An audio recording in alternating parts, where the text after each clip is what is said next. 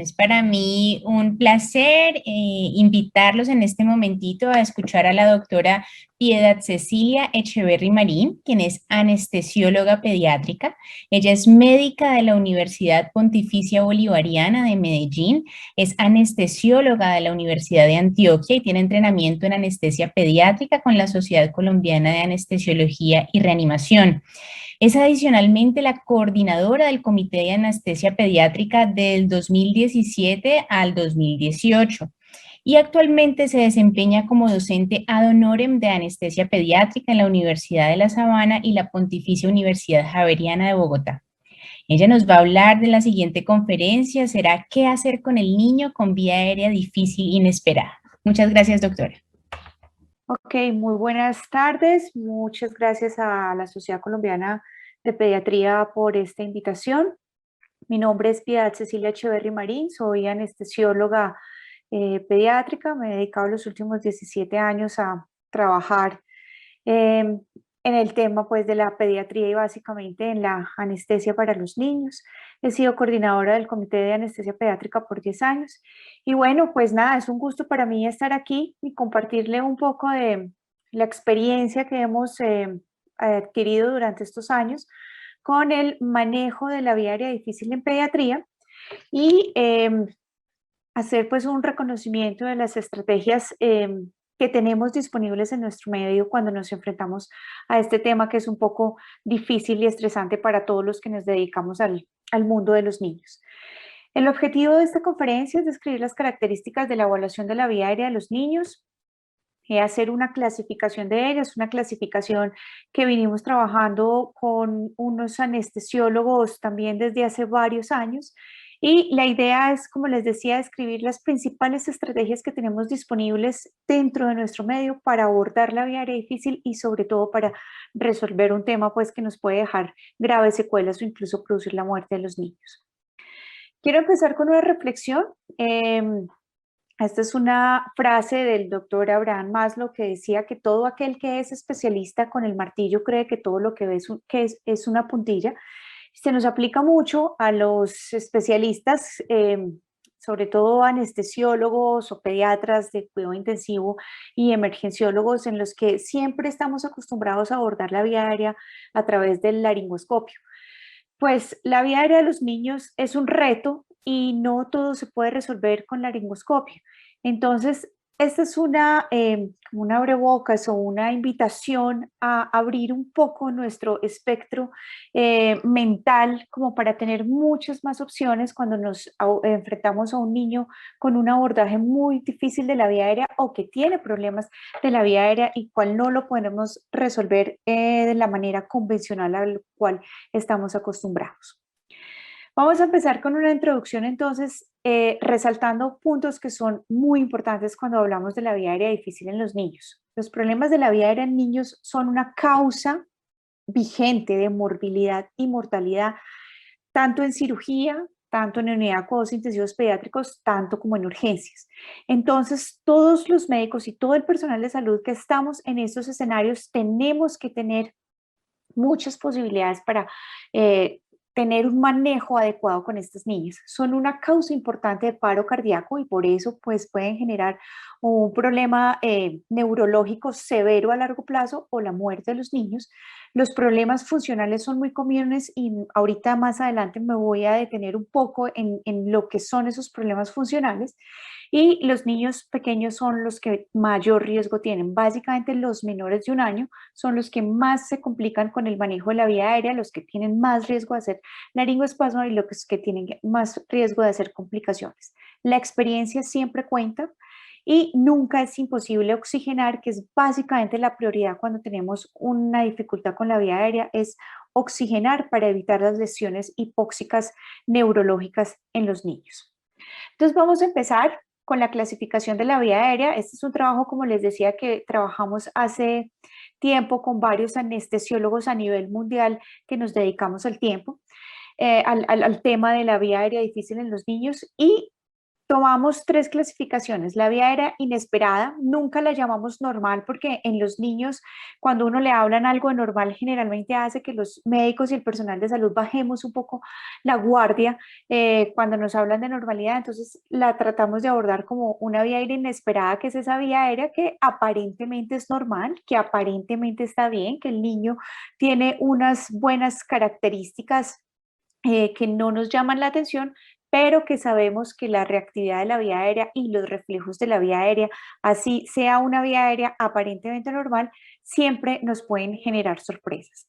Está la vía aérea sospechosa, que es aquel niño que aparentemente no tiene una gran malformación de su cráneo, las estructuras anatómicas se ven bastante normales aparentemente, pero son niños que fisiológicamente o funcionalmente no están bien. Entonces, el niño que llega con oxígeno, el niño que ha tenido síntomas respiratorios, ya sabemos que son niños que tienen vías aéreas que son más difíciles de manejar o que nos pueden generar muchas más sorpresas durante el abordaje. Y la vía aérea difícil anticipada son los pacientes que claramente o evidentemente pues tienen algún tipo de malformación o de condición anatómica y o fisiológica, porque además se pueden acompañar de la parte de la alteración funcional, que de entrada ya sabemos que vamos a tener problemas en abordar esa vía aérea, entonces que nos exige tener una preparación adecuada para ellos. Esta clasificación está publicada en este artículo, está en la revista colombiana de anestesia, aquí están las referencias. Aquí están entonces la vía aérea inesperada, la que no tiene aparente predictores de vía aérea difícil, no hay síntomas ni signos de alteración respiratoria y no hay antecedentes de problemas respiratorios reconocidos o recientes en el paciente.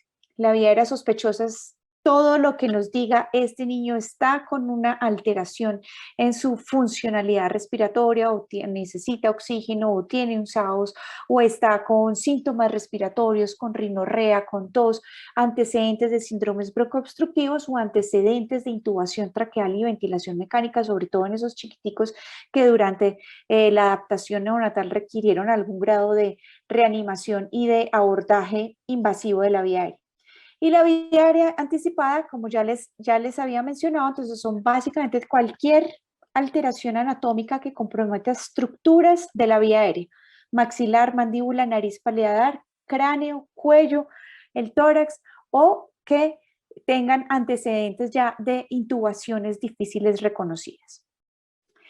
Entonces, importante cuando estamos enfrentados a una vía aérea inesperada, siempre tenemos que pensar que hay dos causas por las cuales se nos pueden obstruir los niños. La primera es una causa anatómica y la segunda es una causa funcional, una obstrucción funcional. Con la obstrucción anatómica, entonces básicamente lo que tenemos es que hacer un análisis muy rápido de qué es lo que no está bien con nuestro paciente pediátrico para irlo corrigiendo. Entonces, tenemos una posición inadecuada, a veces tenemos los niños muy hiperextendidos o al contrario con una hiperflexión que nos puede estar dando una obstrucción de su vía aérea. Tenemos una mala técnica de ventilación, esto es muy frecuente, por ejemplo, en las salas de cirugía, que a veces las personas que no están muy familiarizadas con los niños generalmente seleccionan una máscara facial que no es la adecuada para los niños, entonces generalmente son máscaras muy grandes, acuérdense que las máscaras faciales deben cubrir del dorso de la nariz hasta el mentón, pero debe dejar los ojos libres y debe hacer un buen sello. Entonces es una causa frecuente de que no podamos hacer una ventilación adecuada. Está la obstrucción por tejidos blandos en los niños con sospecha de hipertrofia de adenoides, sospecha de hipertrofia de amígdalas, con macroglosia o con cualquier otro síntoma que pueda producir alguna inflamación de los tejidos orofaringeos, pues debemos pensar en que también hay una obstrucción por tejidos blandos y ya en casos más raros pueden ocurrir también los cuerpos extraños o las secreciones abundantes las que nos pueden estar generando la obstrucción.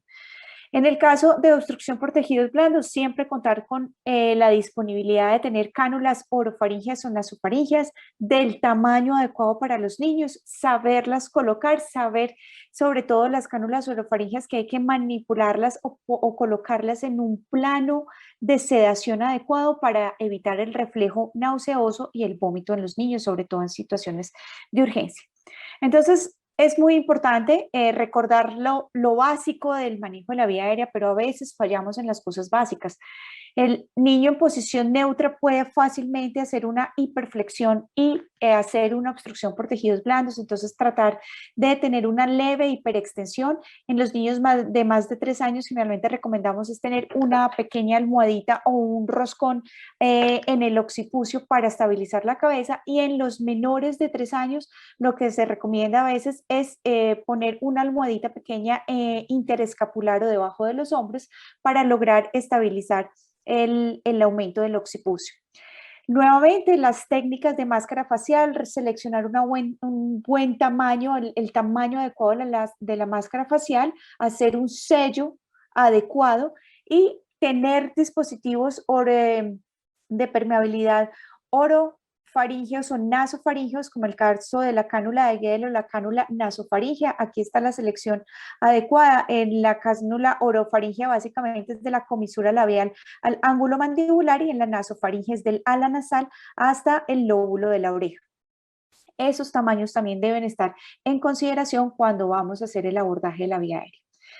Y la otra causa es la causa de la obstrucción funcional. Entonces, ¿por qué se nos obstruye a nivel funcional? Porque estamos manipulando la vía aérea en un plano inadecuado anestésico. El paciente no tiene la suficiente sedación o está muy despierto y estamos tratando de hacer una laringoscopia. Entonces eso puede generar que el paciente nos haga un laringoespasmo, nos haga un broncoespasmo. En el caso de cuando utilizamos opioides, ojo con la rigidez muscular, sobre todo en los niños más pequeñitos, lactantes menores y neonatos, son muy sensibles a los bolos de opioides, entonces pueden generar rigidez muscular que nos van a dar una causa de obstrucción funcional y nos van a dificultar la ventilación en los niños. Y el laringoespasmo y el broncoespasmo, que es muy frecuente también, sobre todo cuando estamos manipulando la vía aérea de los niños en planos muy, muy superficiales, donde ya el niño hace un completo reflejo de su vía aérea y hay un cierre completo de la glotis. Entonces, siempre recordar que ante cualquiera de estas dificultades, la prioridad siempre es oxigenar y ventilar lo más pronto. Nunca es prioritario en la vía aérea difícil colocar un tubo en la garganta. La prioridad con los niños siempre es oxigenarlos y ventilarlos, tratar de recuperar saturación, tratar de tener reporte de capnografía, y ya en ese escenario, cuando ya estamos en esa dificultad, tenemos tiempo de pedir ayuda, de traer el carro de vía aérea y de hacer un plan para el manejo. Vamos a hablar entonces de la vía aérea sospechosa. La vía aérea sospechosa entonces es la que les hablaba de esa vía aérea de esos niños que tienen síntomas respiratorios, infecciones respiratorias recientes, los niños con antecedentes de síndromes broncoconstrictivos, los pacientes asmáticos que están claramente con síntomas de sibilancias o que están empezando a hacer algo de dificultad respiratoria, de esos niños que decimos, bueno, en cualquier momento nos puede evolucionar una falla respiratoria. Entonces, ya de entrada sabemos que son vías aéreas que están funcionalmente alteradas, que tienen alta morbimortalidad, ¿cierto? O sea, necesitamos ser muy, muy ágiles en el análisis de los niños, y en el momento que ya decidimos abordar esa vía aérea, tenemos que tener todo perfectamente organizado para asegurar que vamos a hacer una intubación en un plano adecuado. La prioridad, nuevamente, como les decíamos, siempre, siempre es oxigenar a los niños.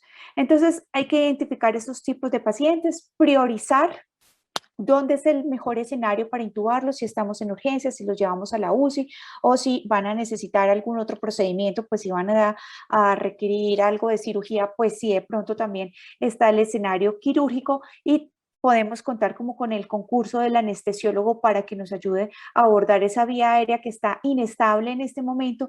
Siempre entre más personas y entre más personas especialistas en el manejo de la vía aérea, pues siempre va a ser mucho más benéfico el resultado para los niños.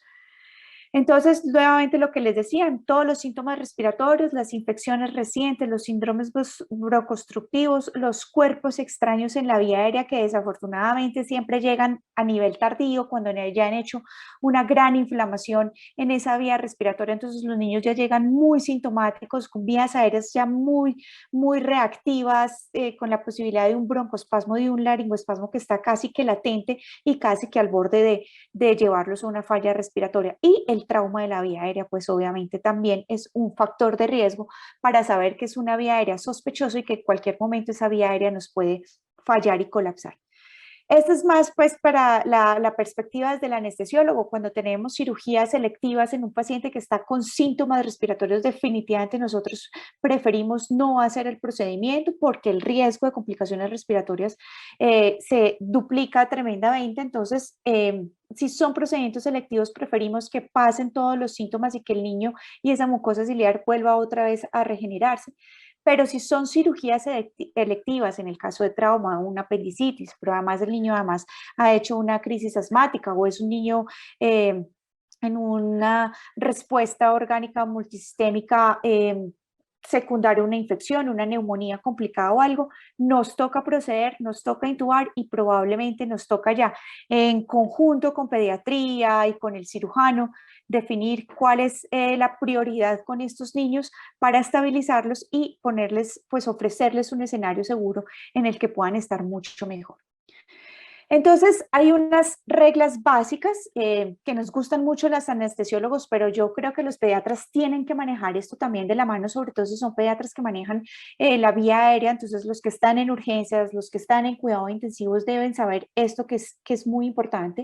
Y es que hay unas reglas básicas y es que debemos tener tres cosas en mente: el plano anestésico, la relajación muscular y el manejo de la vía aérea. Dentro del plano anestésico, entonces, tratar de saber que es muy importante que cuando vamos a hacer maniobras invasivas para abordar la vía aérea, es decir, vamos a poner dispositivos invasivos como la laringoscopia o vamos a administrar o a colocar una máscara laringea, siempre es muy importante tener un adecuado plano anestésico. La superficialidad o tener un niño combativo y tratar de intubar a un niño que está muy despierto y muy combativo es peligroso, pues no solamente por el trauma que le podemos generar, sino también por los reflejos que le podemos desencadenar, que básicamente es el laringoespasmo y el broncoespasmo. Nosotros por regla de oro intentamos en lo más posible no abordar la vía aérea si no tenemos un acceso venoso garantizado, porque es como nuestro as bajo la manga para asegurar un buen plano, relajar y tener un paciente en las condiciones ideales antes de poder intubar y antes de hacer una laringoscopia, pues que es un estímulo bastante irritante en los niños. Pensar en la relajación muscular si es necesaria, si no hay antecedentes o no hay criterios de vía aérea difíciles, si no hay masas, por ejemplo, mediastinales, o sea, no hay una contraindicación para la relajación muscular, es posible pensar en una relajación muscular, sobre todo en esos escenarios de niños con vías aéreas muy reactivas, entonces niños con broncoespasmo, con crisis de asma severas que ya están entrando en falla respiratoria.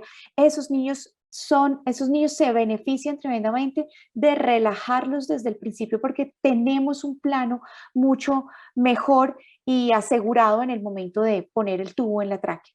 Y la intubación traqueal, entonces ya va en el manejo de la vía aérea, entonces tenemos que hacer maniobras ágiles, efectivas y muy rápidas, muy eficientes. Entonces, hacer una adecuada técnica, tener el tubo que es para el tamaño del paciente, tenerlo preparado con el neumo desinflado, con una guía de intubación que nos permite agilizar mucho más el procedimiento, tener personal experto que nos ayude en el manejo de las secreciones. Entonces, si tenemos una terapia respiratoria, pues en el caso de cuidados intensivos, ellas son una ayuda valiosísima para nosotros. Y en el caso de que tengamos dificultad para hacer esa intubación en el primer intento, tener la posibilidad de colocar un dispositivo supraglótico como la máscara laringea, como terapia de rescate, como posibilidad de poder oxigenar y ventilar al niño mientras cambiamos de plan.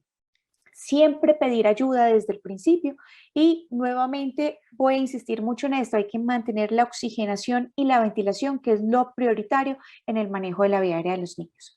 Estos son otros escenarios en los que los niños físicamente se ven bien, pero pues que nos dan sorpresas en el manejo del abordaje de la vía aérea, las estenosis subglóticas. Entonces de ahí la importancia de tener varios tamaños de tubos, a veces seleccionamos el tubo que le corresponde al niño por su edad y por su peso y nos llevamos la sorpresa que tienen estenosis tan severas como esta que ven aquí en la imagen, en la que pues prácticamente necesitamos tubos casi que 2 o 3 tamaños por debajo del tubo ideal, pero necesitamos tener esa disponibilidad de cambiar el plan, de cambiar el tamaño del tubo para asegurar la vía aérea de los niños. Los papilomas laringeos, que también nos dan gran sintomatología, nos dan obstrucción y nos aumenta pues la reactividad. Y los cuerpos extraños en la vía aérea, lo que les decía, que desafortunadamente cuando nos llegan ya nos llegan en estaditos muy tardíos, entonces ya han hecho gran inflamación y la reactividad de la vía aérea hace que sean mucho más difíciles manejarlos.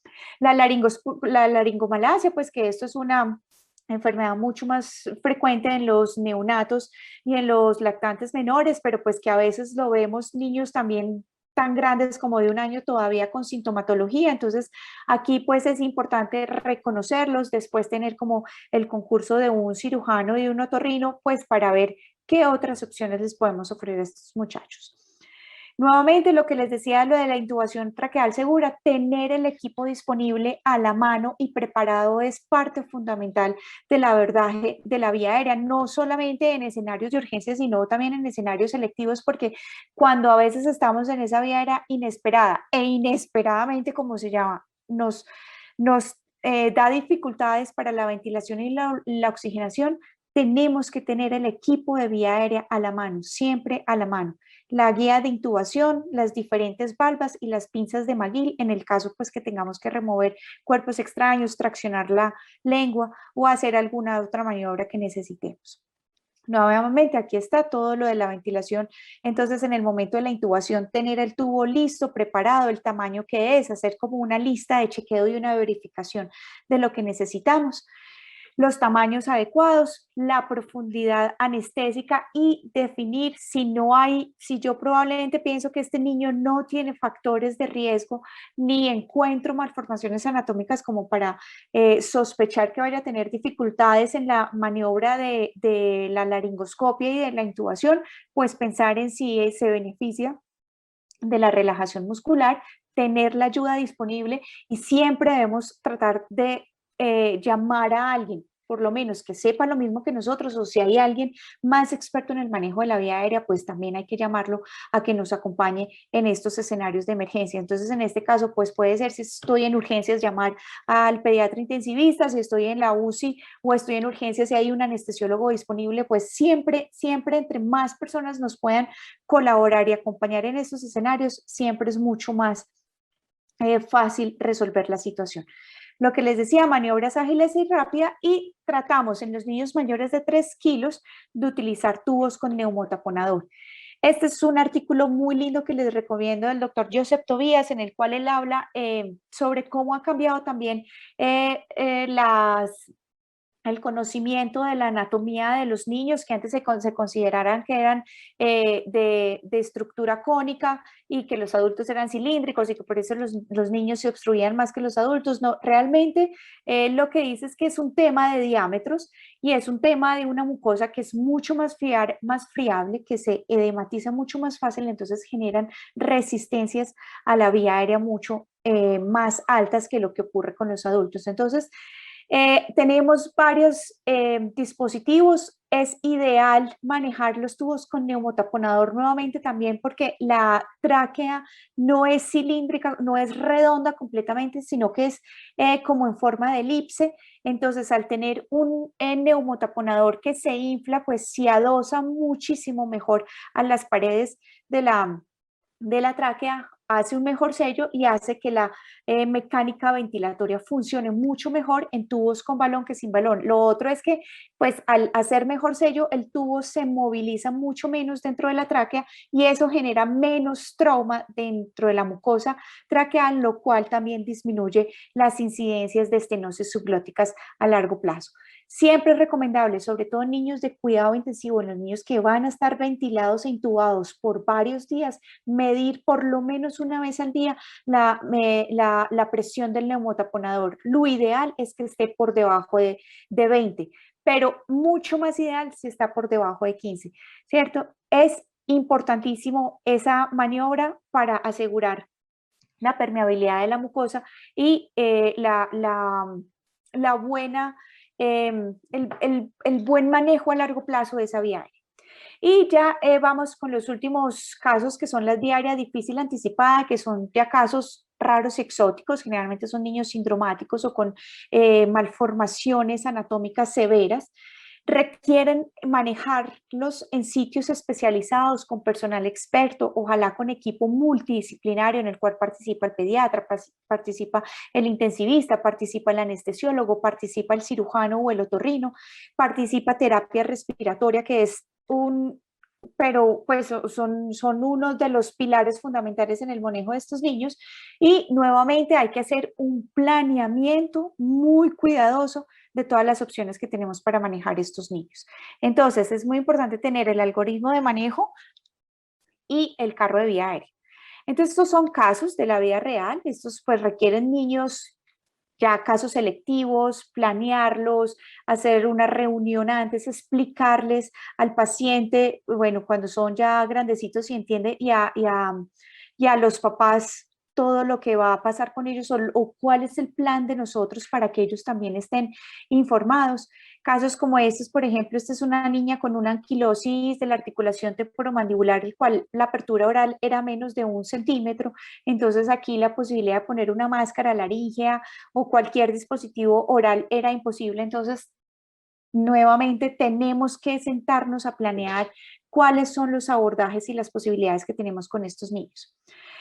Entonces, este es un algoritmo muy sencillo: hacer una evaluación clínica del paciente. Si sospechamos alguna dificultad porque hay alteraciones anatómicas evidentes, entonces tratar de no utilizar relajantes musculares. Estos, a diferencia de la vía aérea difícil sospechosa, si tratamos de que tengan su mecánica ventilatoria siempre, que tengan una ventilación espontánea. Ese es en este momento nuestro as bajo la manga, por si no podemos hacer maniobras o si las primeras abordajes de manejo no nos dan resultado, pues por lo menos el niño está respirando espontáneamente y se está oxigenando todo el tiempo mientras estamos pensando y tratando de definir qué hacemos.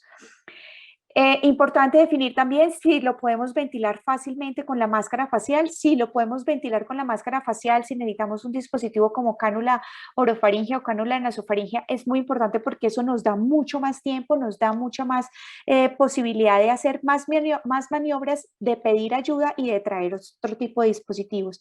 Si no es fácil, entonces recordar la ventilación a 4 manos. Por eso la ayuda es tan importante, por eso la terapia respiratoria debe estar ahí como un apoyo fundamental en el manejo de estos casos.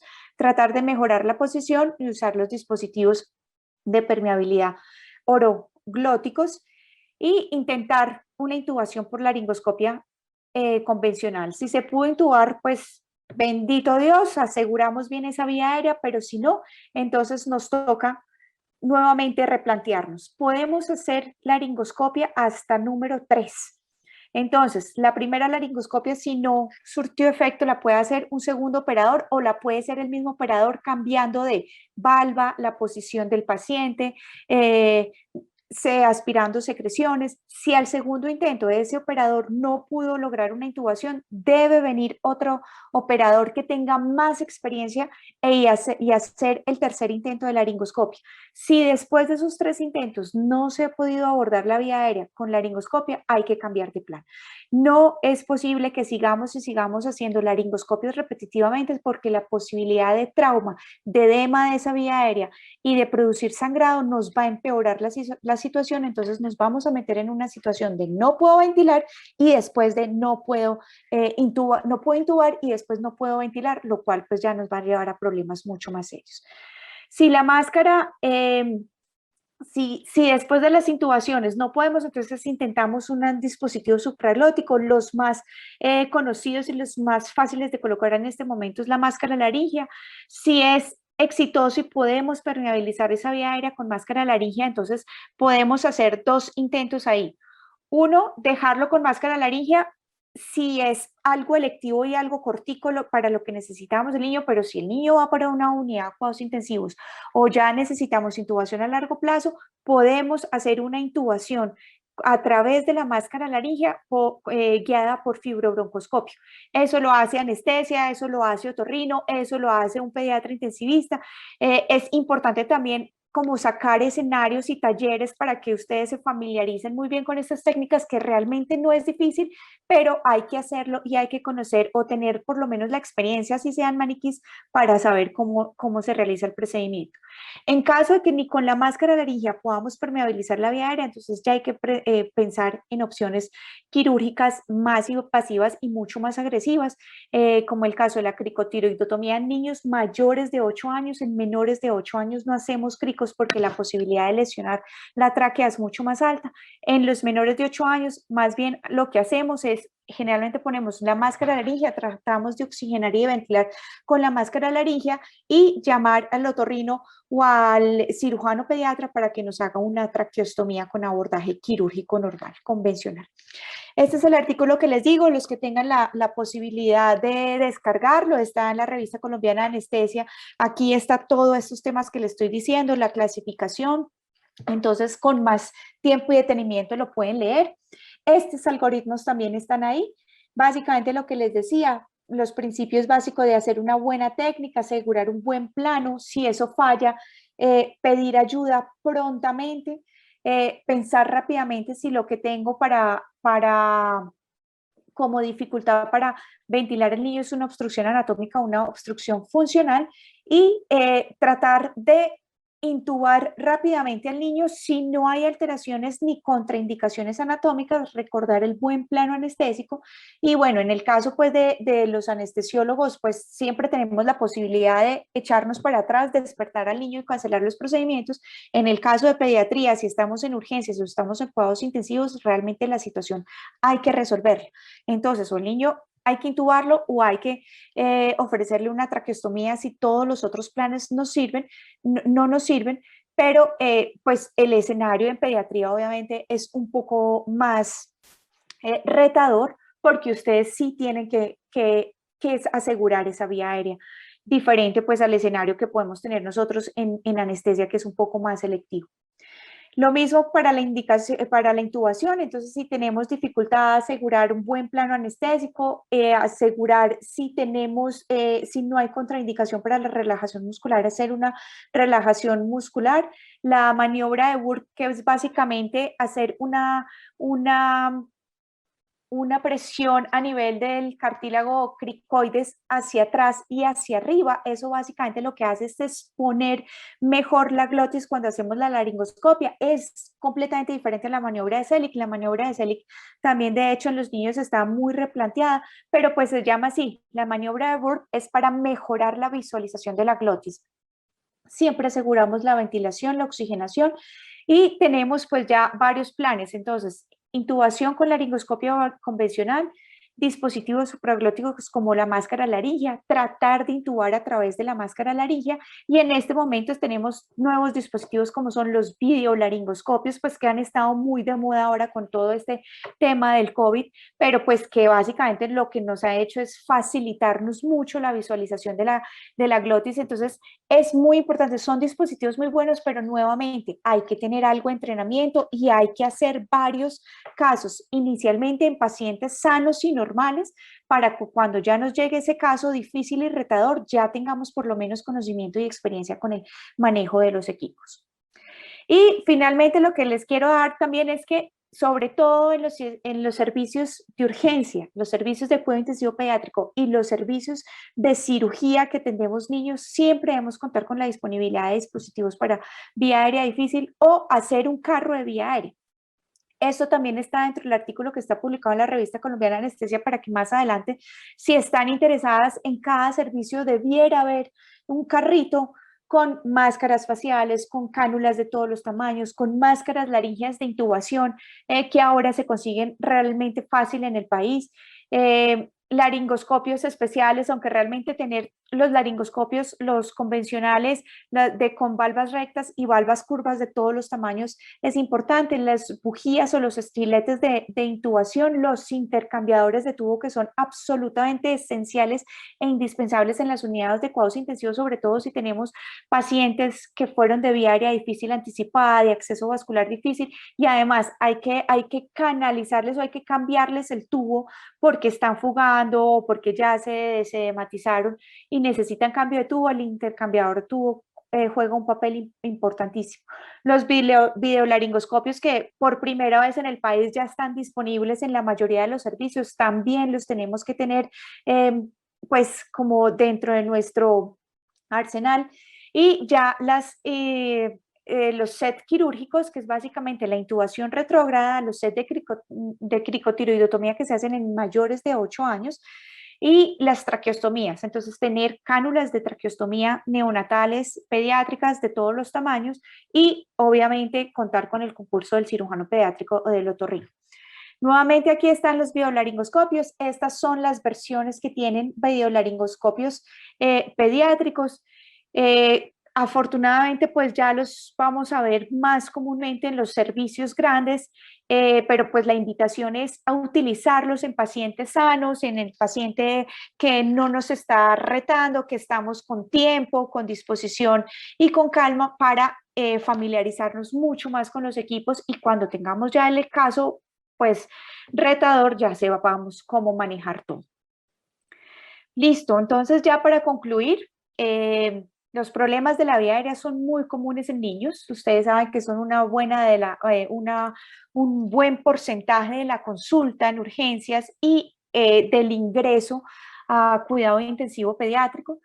Los peores resultados siempre ocurren en situaciones inesperadas. Por eso la invitación a que nos estemos entrenando, a que nos estemos capacitando, a que tengamos los dispositivos y las cositas disponibles, que trabajemos mucho en conjunto con terapia respiratoria, que ya son una gran ayuda para nosotros en estos escenarios.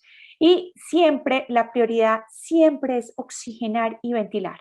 Nunca es prioritario poner un tubo en la garganta. La prioridad con nuestros niños cuando estamos enfrentados a una vía aérea difícil es mantener la oxigenación y la ventilación.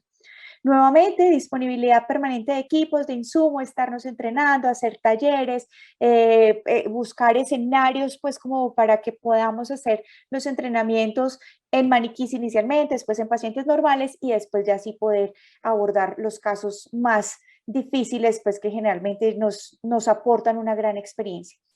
Nuevamente, a los que tengan preguntas, quieran una copia del libro, también pueden escribir. Este es mi email. Nada, y pues la invitación es a que trabajemos siempre en equipo, pediatría, anestesia, cirugía pediátrica, porque pues tenemos un bien común que es el bienestar de los niños. Entonces pues vale la pena que estemos avanzando en este conocimiento y en este entrenamiento. A todos muchas gracias por su atención, y cualquier duda, cualquier pregunta, pues ahí queda abierto mi email. Muchas gracias.